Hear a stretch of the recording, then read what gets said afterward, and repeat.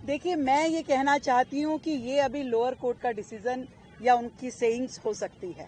और हम सब जानते हैं कि जब ये सारा मामला उठा था तो किस तरीके से सबूतों के साथ उन्होंने छेड़छाड़ करी। 150 मोबाइल जो है उन्होंने ख़त्म करने की कोशिश की, सारा उसका डाटा उड़ा दिया गया। अगर वो सही थे, आज जितने घड़ियाली आंसू वो दिखा रहे हैं, ईमानदारी की, कट्टर ईमानदारी की बातें कर रहे हैं, तो मैं उनसे कुछ प्रश्न पूछना चाहती हूँ। अगर वो सही थे तो क्यों जैसे ही जांच शुरू हुई तो उन्होंने अपनी ये लीकर पॉलिसी को विड्रॉ कर लिया, तुरंत वापस किया? अगर वो सही थे तो ऐसा क्यों किया गया? अगर वो ये कह सकते हैं कि एक के साथ एक दारू की बोतल देना दिल्ली के लिए सही था क्या वो ये कह सकते हैं कि जिस तरीके से उन्होंने इस पूरे सेक्टर को प्राइवेटाइज करने की दिशा में काम किया और जो आपका ट्रेडर था उसको आपने, उसका जो कमीशन था 5% से उसको 12% कर दिया, उसका मुनाफा बढ़ाया, उस मुनाफे में आपकी शेयरिंग ऐसा पूरी तरीके से दिखाई देती थी, क्या वो गलत है?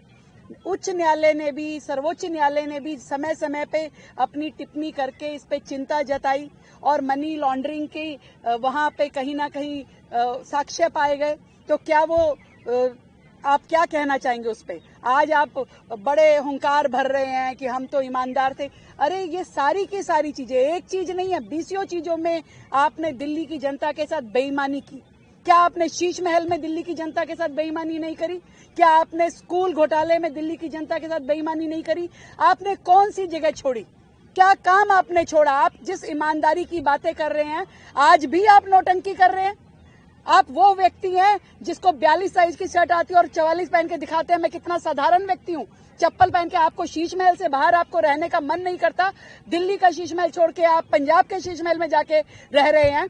आप प्राइवेट जेट से नीचे बात नहीं करते। आप कह रहे मैं साधारण आदमी हूँ, मैं ईमानदार आदमी हूँ।